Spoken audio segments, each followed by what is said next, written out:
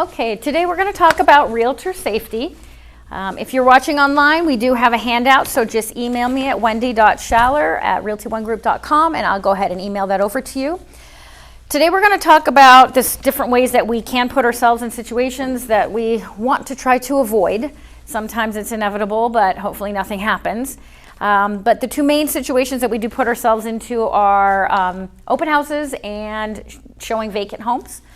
So with that, those are the ones I'm going to mainly talk about, but you want to watch everything that you do to make sure that you're wearing the right clothes, you're not overdressing, don't have a ton of jewelry. Those are things that kind of make you a target.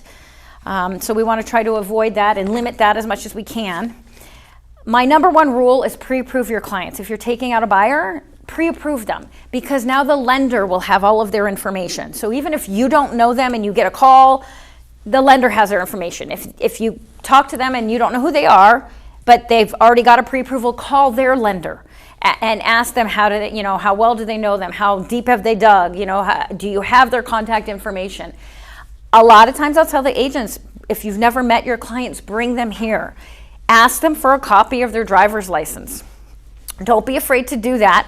And I make a note, like I would do this. I've done it a couple times where I meet them at the office and I'll say, just for security, my office requires that we do get a copy of your driver's license, and then the front desk ladies will hold it. Can I get that? So I take a copy, I give them their ID back, and then I walk up to the front desk and I say, ladies, I'm taking this buyer out for the first time. Here is a copy of their ID.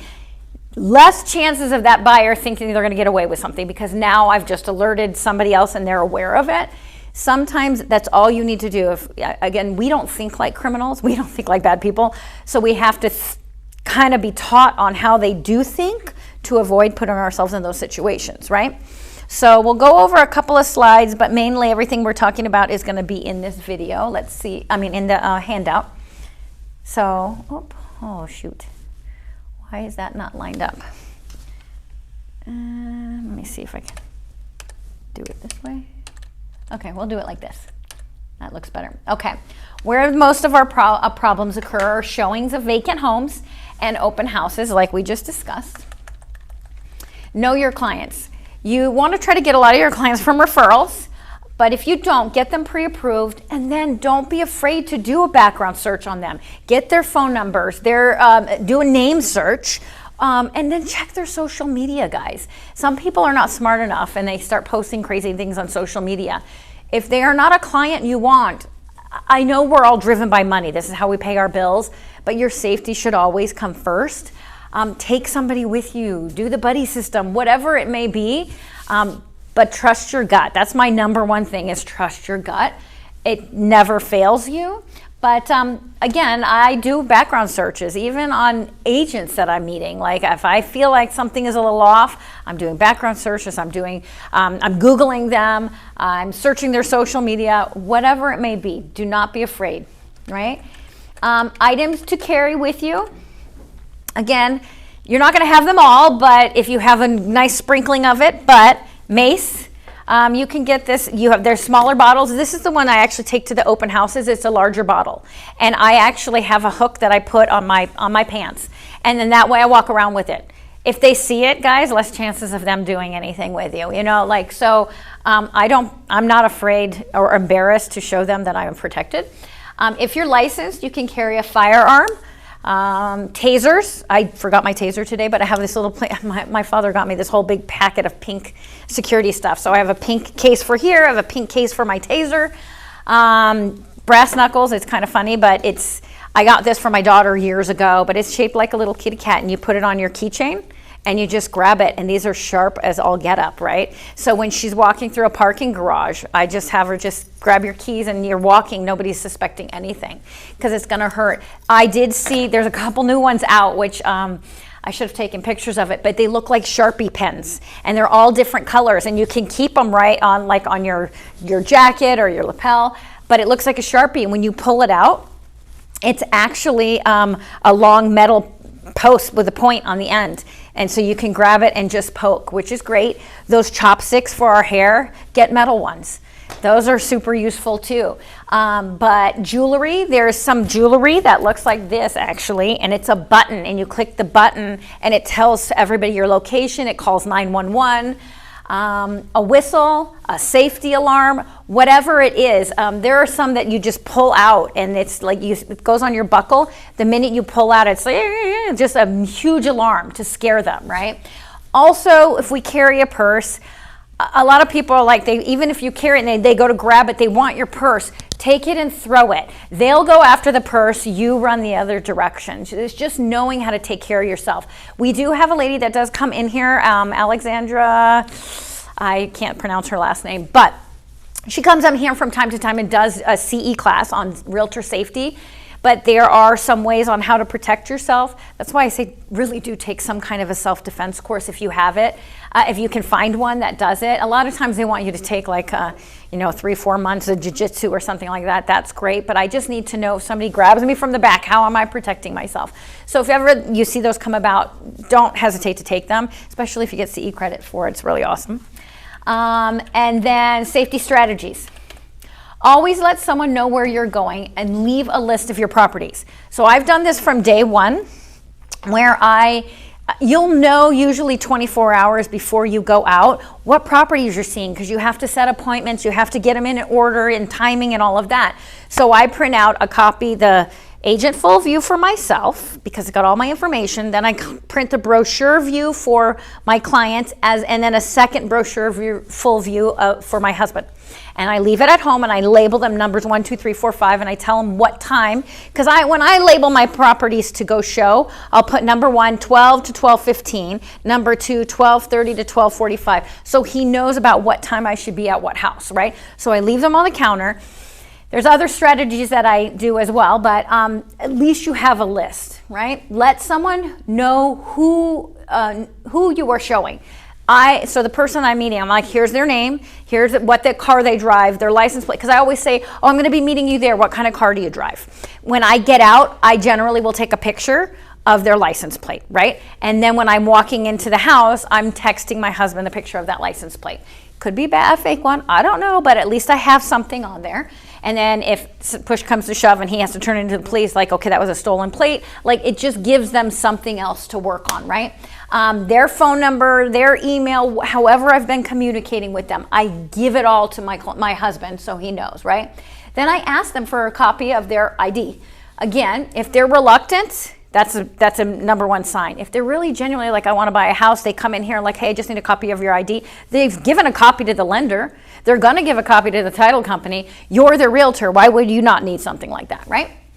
So, but if they're reluctant, I'll say, I'm sorry, this is just how I conduct my business. Maybe we're not the right match for each other. I wish you all the best.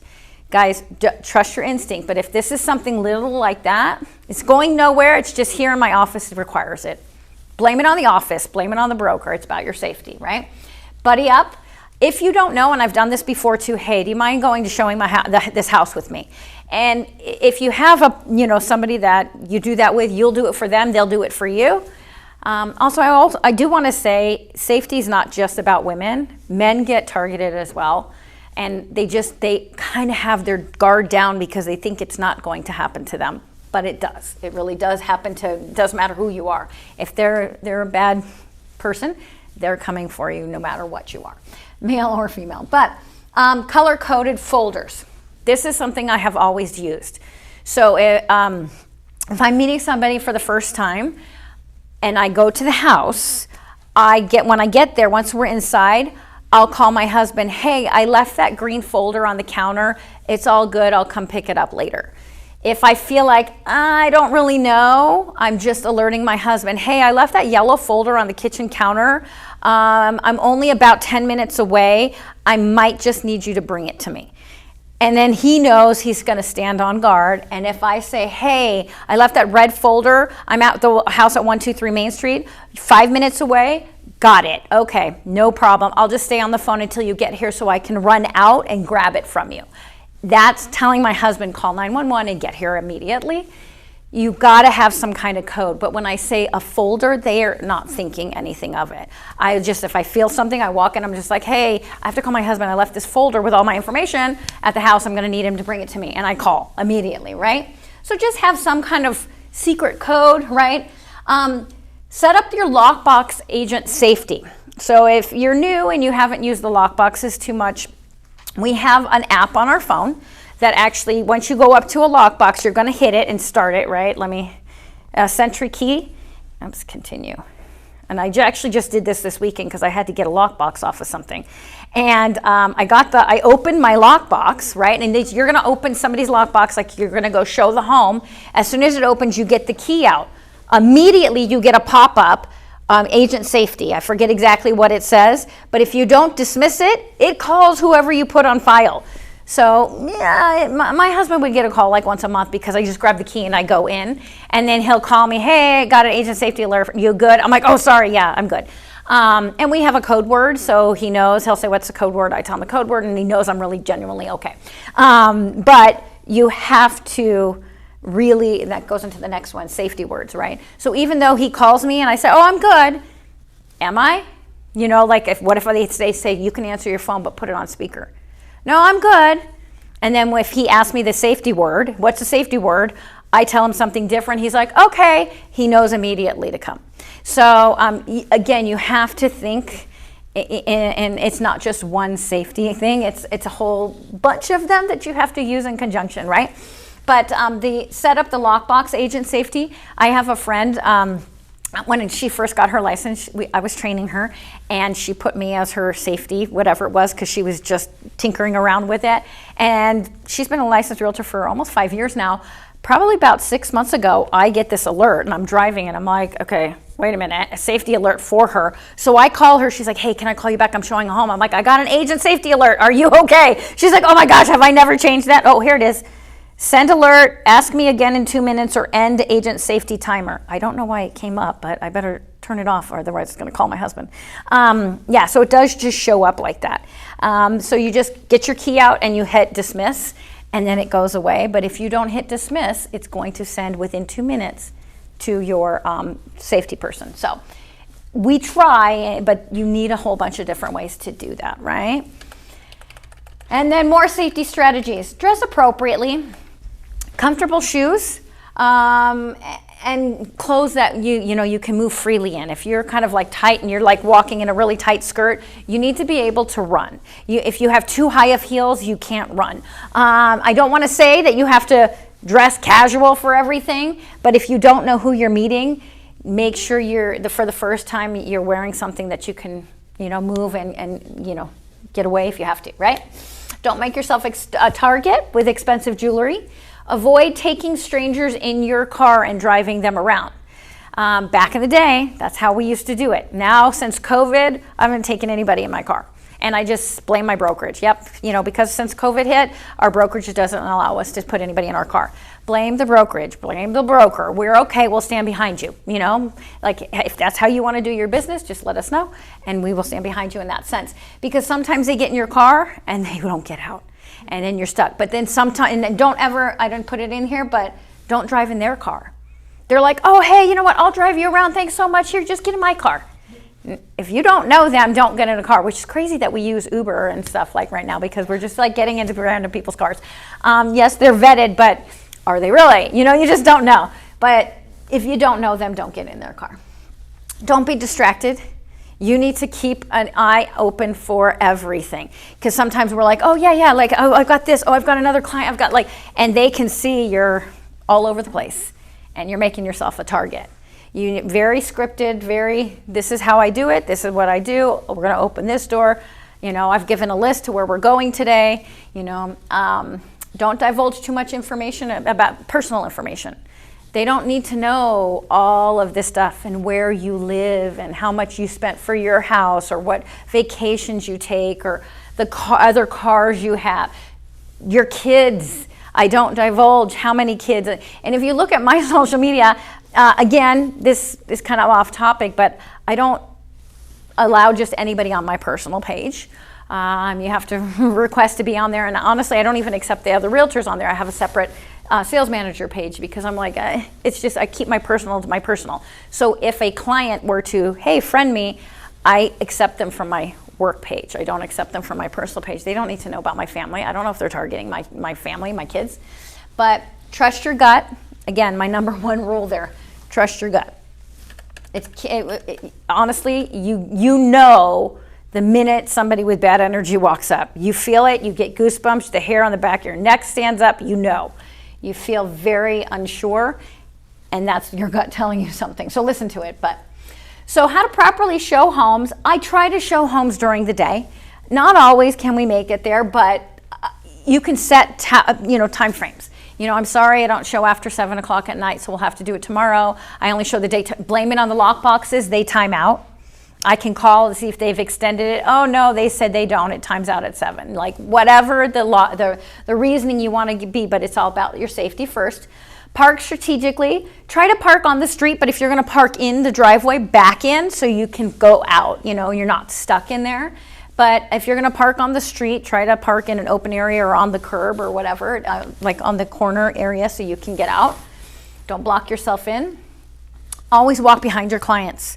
Super important, especially when, like I say, okay guys, I'll meet them in the driveway. I'll say, I'll follow you. We'll go to the front door. Wait by the front door. I'll get the key out of the lockbox. I get the key out. I open the door, and there's a whole separate way that I do when I open the door. Even if it's a vacant home, I knock. I ring the doorbell. I open. Hi, this is Wendy Schaller with Realty One Group. Anybody home? Nope. I open the door and I say, go ahead. I'll follow. You can leave the front door open, guys. Don't feel like you can't. Nobody's going to be mad at you because you're not leaving it for 5 hours. You're leaving it while you're showing. I generally will open the front door. I'll start turning on lights. They're already in, and I go to the back door and I open the back door. I do myself walk outside and I go to the side yards to see where the side gate is, right?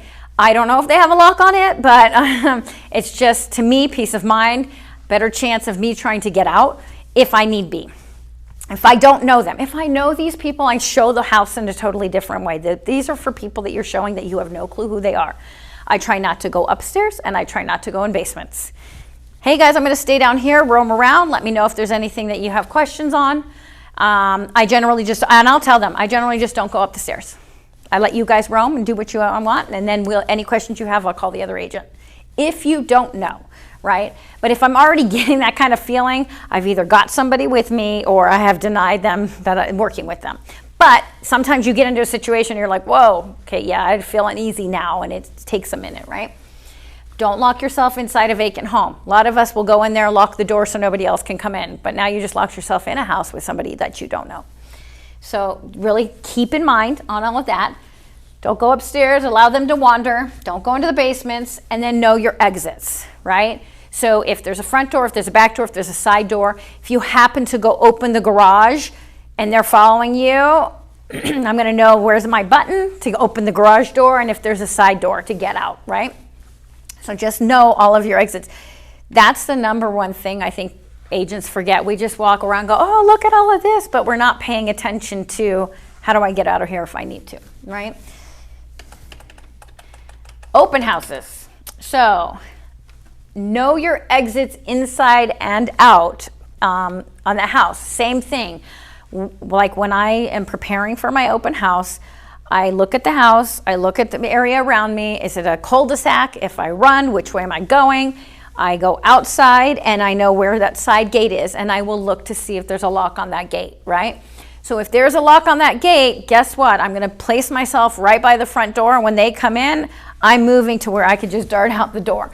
I'm not going to go towards the kitchen and now the front door is over there. You got to move strategically. So you'll place, maybe if the door is right here, you're going to place your table here. So if they come in and they go to shut the door, nope, please leave the door open. We leave the door. You could put it with a little door stopper so it stays open. And then if they walk in, you're going to turn to now your back's by the door, and then they're in here talking. Just always make sure you have an exit accessible to you. Set it by the front door or in the garage. I've done this before too, where the house is just so secluded, maybe far enough away from the neighbors, they can't hear if I yell. So I set up in the garage. They pull up there or they're walking up, the garage door is open, my table is there. Sometimes we have nice weather here in Vegas where you can sit outside. If not, I'll bring a fan, but you know this ahead of time because you're already checking out the house because you're sitting on it. So you're like, okay, let me go there, let me view it. What do I need? Where would I set up? Okay, I'm going to stay in the garage. I'll bring myself a little fan. and then you just set up there. That way you just say, feel free, it's vacant, so you can, wander around. Let me know if you have any questions. From time to time, I'll step in. Hey guys, you have any questions? Still doing okay? Great. I'm out in the garage if you need me. The garage is big enough, the neighbors can see you. I feel safer out there sometimes, right? On my open houses, I also alert the neighbors that I am doing this alone. So when you're door knocking the morning of, I'll go to the neighbors next to me and across from me. I just want to let you know I'm going to be holding an open house today. Sorry if there's an inconvenience with parking, but I just want to let you know that I am going to be there by myself. So if you do happen to hear anything that's crazy, I'm not anticipating it. But hey, just know I'm there. I have no problem telling anybody. It's just little old me over here. So if you hear something, please let me know. Please come check on me. But here's my card. If you need it, then I start. Afterwards, I might bring them a little gift, like a little bundt cake. Thanks so much for being there on call in case I needed you. Really appreciate it. If you have any real estate needs, here you go. It's just another way to market, but they're also watching out for your safety. I actually, on my own personal home, this is about 5 years ago, the next door neighbor was selling. We didn't talk to him. But anyways, he had vacated, moved to another house, and there was a realtor that came to sit at his open house. So I went over there and I saw it was a lady about my size, a little bit younger. And so I went over there and I was like, hey, I'm the next door neighbor. I'm also a realtor. I said, I noticed that you're here by yourself. So if you need anything, just know I can hear you. You just call. I'm right over here. She's like, oh, thanks so much. We've got to be there for each other. So as realtor to realtor, I wanted to offer that up to her. So don't go upstairs alone, allow them to wander, don't go into the basements. Text your security person each time someone enters or leaves. So that's my husband. I generally partner up when I did open houses, but if I did one alone, you could see them walking up and I would just say incoming. And then when they leave, gone, and so he knew time frame, like somebody's in the house. And if they leave, I would text them gone. And if he didn't hear after like 15, 20 minutes, he'd text me, oh, 1 second, still here, and so I'm in communication. They can see I'm in communication with somebody. It's just a little bit of extra there. I'm trying to think. Oh, and then that's it. So real quick, I'll go over some of the stuff that I have. This is my original one, and then I just made the slides over the weekend, but never show anyone a home unless they're pre-approved. Once they're approved, the lender has all of their identifying information. So it's just an extra security step.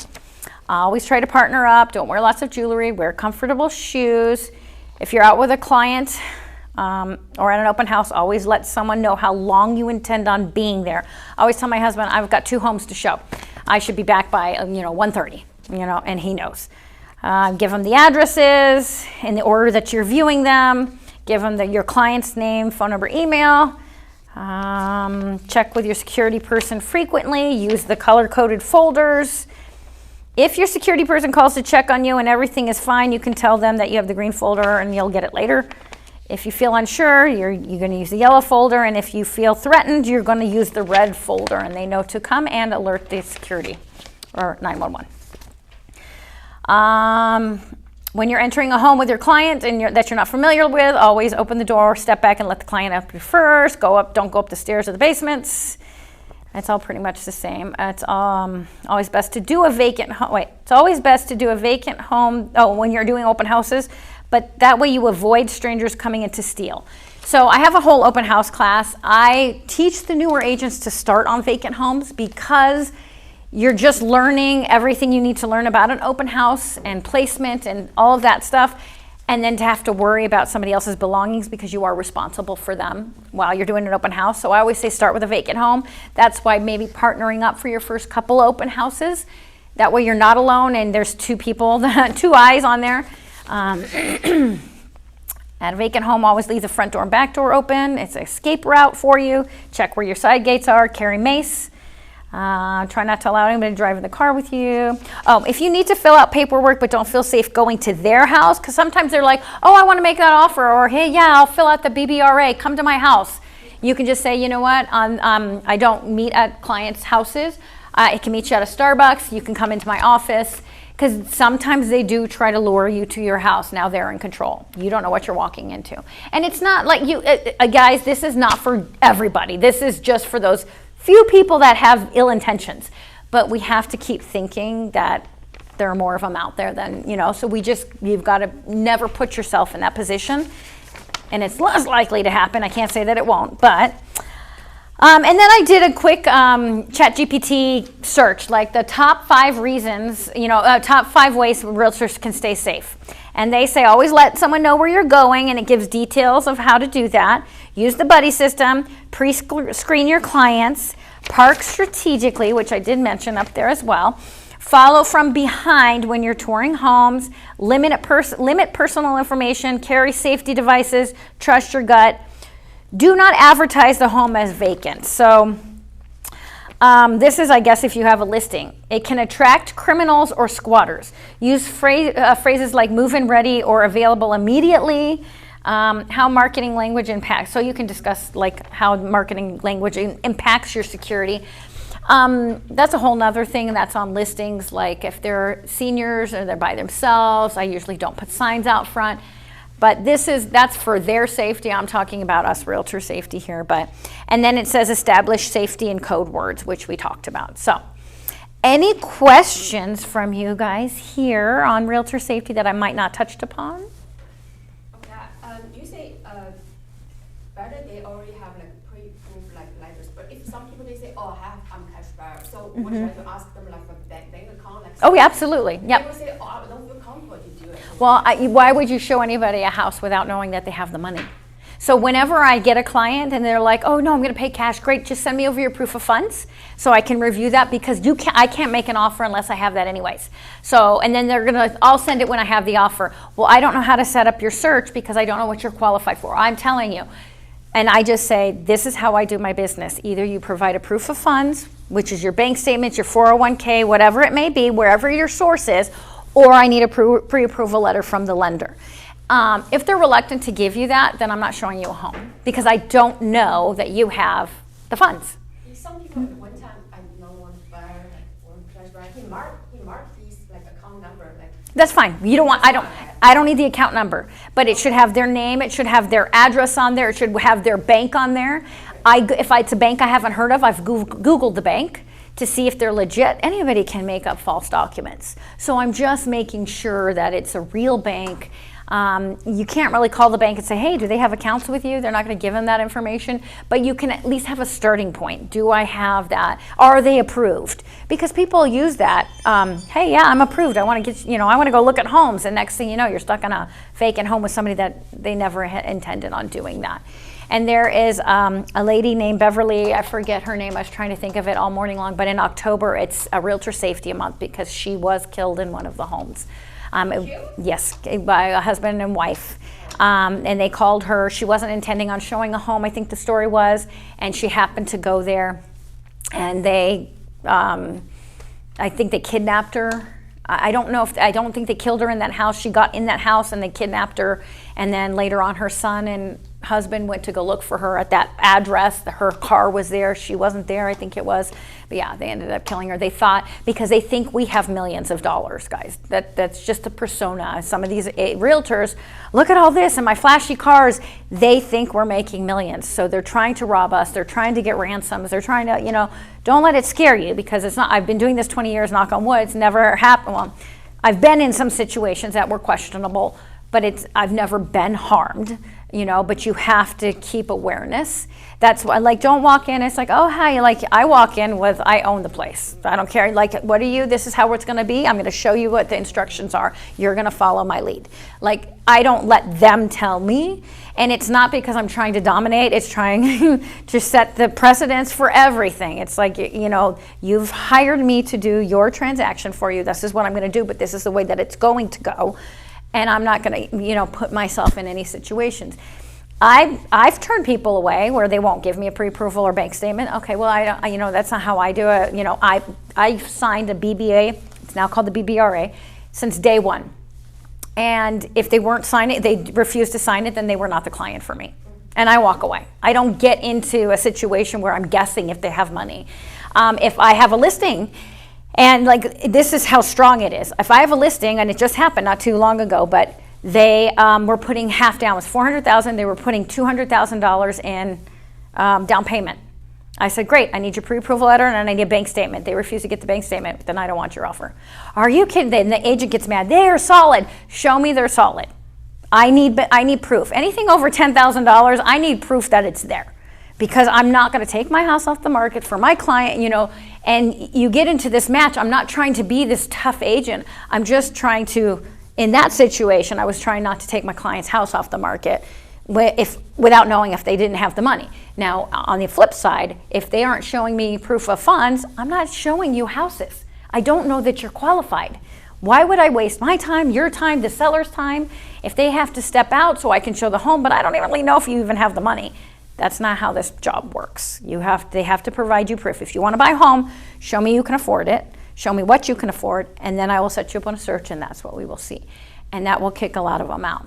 They sometimes feed on the newer agents that just, oh my God, I want a sale, and they're just doing whatever. So that's why we're really strict on this is how it goes, so you don't put yourselves in the situations. Anything else? I have a question. If you're hosting an open house and it's a gated community and somebody just actually like follows Somebody in? yeah, without having to call the agent at the gate, what do you do then? Because you don't have that Any information. Yeah, so it's the sign-in sheet. And then just if they refuse to sign, I've said, oh, I'm sorry, that you know what, this is somebody else's home. They're requesting that. The only reason they allowed me to do this is if they knew exactly who's in the home. So if you can't, now, is that information going to be correct? Don't necessarily know. But if they won't sign it, I don't let them in. And that's why I usually set up at the front door, or I keep the front door closed, and then I set up in the garage, and they have to come past me to get in there, because you are responsible for that house. So if you don't know them and you know nothing about them and they don't want to sign anything, or it's not even signing, they're just signing in so that you have your name and phone number. They don't want to do that, that's fine. I just need some kind of information. You know what, can you show me your ID? And then I'll just write it down. I just need your name. Like, I need proof of who you are before you go into the house. Then I don't let them in. I just don't. And just, I'm so sorry, this was the #1 rule of the seller, that I have to have everybody sign it. Okay. And then if they do challenge you and then they say, well, how do you know that's even right? You know what? It's probably not going to be right now, so at this point, I'm probably not going to let you in. Okay. It's not my house. Always reject them. Absolutely. Okay. You are responsible for that house. Even if it's not your listing, now you're even more responsible, because now you're responsible, which makes that listing agent responsible because they allowed you to do so it's not just you, the seller, you're protecting that agent and that house as well. So don't be afraid. Like, guys, we have more control than a lot of realtors let on. Like, this is a profession. It's not just a hobby, but these are they've used their hard-earned money to buy these homes, their whole savings. Like, we need to start acting. And some realtors just don't. It's like, whatever, go ahead. No, this is their house, you know? And I find that a lot of realtors that are just so blasé about it, they're the ones that are renting, that have never owned their own home, and they've never had to sign on that line. So they don't know that anxiety of, oh my gosh, I'm taking out a loan for $500,000. Like, it's a lot. So you just kind of keep putting yourself in that place, like, hey, if this is my home, I'd want to know who's in it, who came through. It was easier during COVID, I guess, kind of in a little way, because it was mandatory. The only way we could do open houses, they had to schedule an appointment, we had to get an ID, and then we had to show up with them, and then after they left, we had to disinfect the whole house before the next person can come in. And that was a lot of work, but at least we knew, because they said we need to know everybody that's been in contact. So it's like, so I think people are they've lightened up since then, because they're like, I say, hey, it's just a rule that's a seller, they want to know who's been in their house. COVID's still going around, like, you can use it, They do care about who's been in their house, so if you don't mind just putting your information. Most people, they're like, okay, sure. I don't want you to mark it. You can mark that little box there, say no marketing, put whatever you want to do, but I just need to know for the seller. And then usually you can get them to do that. But it does happen, yeah. So, anything else? No? All right, well, thank you for attending. If you have any questions, or if you want this handout, just email me and I'll send it right over.